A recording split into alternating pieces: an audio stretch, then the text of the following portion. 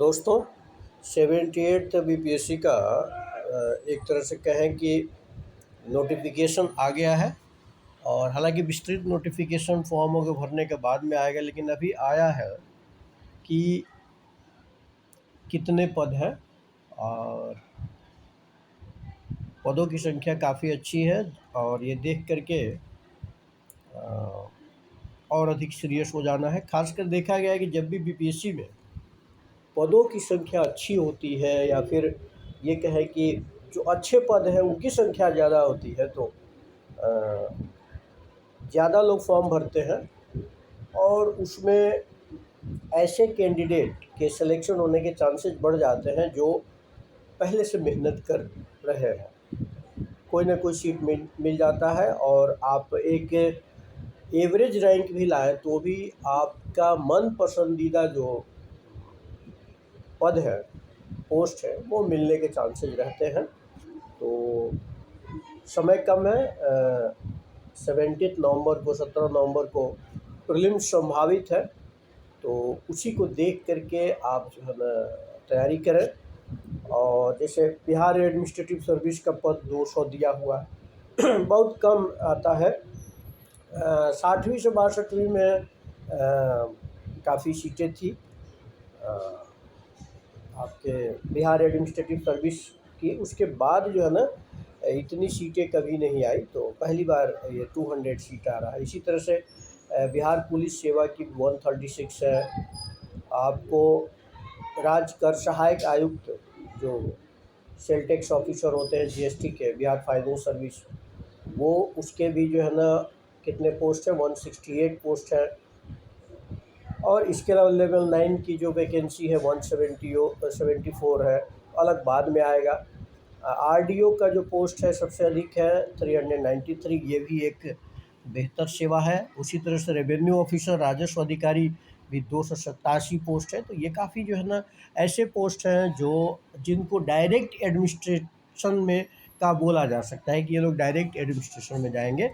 आपको बीएफएस छोड़ दिया जाए तो फाइनेंस एडमिनिस्ट्रेशन में जाता है, बाकी डायरेक्ट आपको एडमिनिस्ट्रेशन में जाएंगे। इसी तरह से सप्लाई इंस्पेक्टर का पोस्ट है और SC/ST welfare officer block level का पोस्ट है 125। और अलग अलग विभागों के लेवल 7 के भी जो है ना 213 पद है। कुल 1929 पद है, जो काफ़ी ज़्यादा है। तो मुझे ये कहने की ज़रूरत नहीं है कि जो लोग सीरियस हैं वो और अधिक सीरियस हो जाए, जो लोग कम सीरियस है तो वो भी पूरी तरह सीरियस हो जाए। और हम लोग स्ट्रेटजी पे भी जो है ना काम करेंगे कि आपका प्रीलिम्स नहीं रुके। क्या करें इन दिनों में, इन ड्यूरेशंस में जो समय बचा है, तो क्या करें। तो देखिए, पढ़ना और पढ़ाना अलग चीज़ है। आप जहाँ जहाँ कहीं भी पढ़ रहे हैं पढ़ते रहिए। कोर्स पूरा आपका हो ही गया होगा। अब आप रिवीजन वर्क कर रहे होंगे या कहीं टेस्ट दे रहे होंगे, किसी से जो है ना सहायता ले रहे होंगे, उसका ख़ास कोई महत्व होता नहीं है। आप इस वक्त जो टॉपिक्स पढ़ लिए हैं, तो 2-3 चीज़ें मैं बताऊंगा, ध्यान से थोड़ा सुनना है, उस पर फोकस करना है। जो आपने टॉपिक पढ़ा है उसका रिवीजन करना है, खूब रिवीजन करना है। और रिवीजन में भी 3 फार्मूला होता है आपका। FR fast revision, slow revision नहीं होना चाहिए, वो रिवीजन का कोई मतलब नहीं है। फास्ट रिवीजन, ठीक है। उसके अलावा IR यानी इंटेंसिव रिवीजन, मतलब ये नहीं कि इधर उधर देख रहे हैं और रिवीजन के नाम के लिए रिवीजन कर रहे हैं, नहीं। इंटेंसिव यानी पूरी तरह से ध्यानपूर्वक गहनता से रिवीजन होना चाहिए, ठीक है। तो आपका फास्ट रिवीजन और आपका इंटेंसिव रिवीजन। और दूसरा है RR, रेगुलर रिवीजन करना चाहिए। ये नहीं कि अभी रिवीजन किए और वो टॉपिक जो है ना आप 20 दिन बाद रिवीजन कर रहे हैं, तो रेगुलर रिवीजन। तो 3 जो है ना आप टेक्निक को जान लें। FR fast revision, IR intensive revision, और तीसरा है आपको RR यानी रेगुलर रिवीजन। तो ये तो रिवीजन की बात होगी। उसके बाद आप लूप हॉल्स को भरना है इस पीरियड में। लूप हॉल्स भरने का मतलब हो गया कि आप जिस पोर्शन में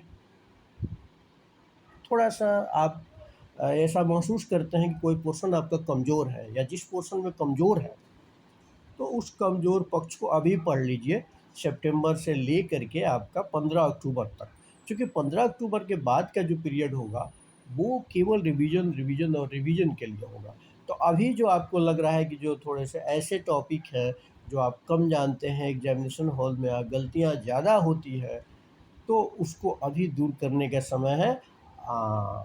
आपको जो इधर 20 दिन समय बचा है, 20-25 दिन जो समय बचा है, इसमें आप उसको कर लें। दूसरा, ये तो हो गया आपका लूप होल्स दूर करना, रिवीजन करना, और तीसरा और अंतिम बात मैं कहूँगा कि प्रैक्टिस। क्वेश्चन आंसर का प्रैक्टिस करें, भले डेली 25 ही करें, तो फिर परसेंटेज देखेंगे कितना आपका सही हो रहा है, विद इन टाइम आप कितना कर रहे हैं, या विद इन टाइम कर रहे हैं, आते हुए भी कितने क्वेश्चन गलत हो रहे हैं। तो उस पर सोचिए कि गलत क्यों हो रहे हैं और कहाँ सुधार करने की ज़रूरत है। या कोई टॉपिक क्वेश्चन सॉल्व करेंगे तो पता चल जाएगा, आपका लूप होल्स भी पता चल जाएगा कि कहाँ पे मैंने पढ़ाई नहीं की है और किस एरिया को फोकस करना है। तो अब तो खैर मान लीजिए कि क्लियर है कि इतने पद हैं, और आप लोगों के साथ साथ मेरा भी जोश बढ़ गया है, और मैं भी रेगुलर मतलब आपसे कांटेक्ट में रहूँगा। स्ट्रेटजी क्या रहे, कौन कौन से टॉपिक इम्पोर्टेंट रहे, तो साथ साथ जो है ना हम लोग प्रीलिम्स पे फोकस करेंगे। आप कांटेक्ट भी कर सकते हैं, मुझे मैसेज भी कर सकते हैं, इसमें कहीं कोई संकोच नहीं करना है, किसी से भी कुछ भी आपको पूछना है। हाँ, ये ध्यान रखना है कि आपका समय बर्बाद ना हो, तो निसंकोच किसी से बात करना चाहिए, क्योंकि ये आपके कैरियर का सवाल है, और इसमें आपकी कोताही, यानी अपने आप जो बरती गई कोताही है, उसकी वजह से अगर काम खराब होगा तो अपने आप को दोष दीजिएगा।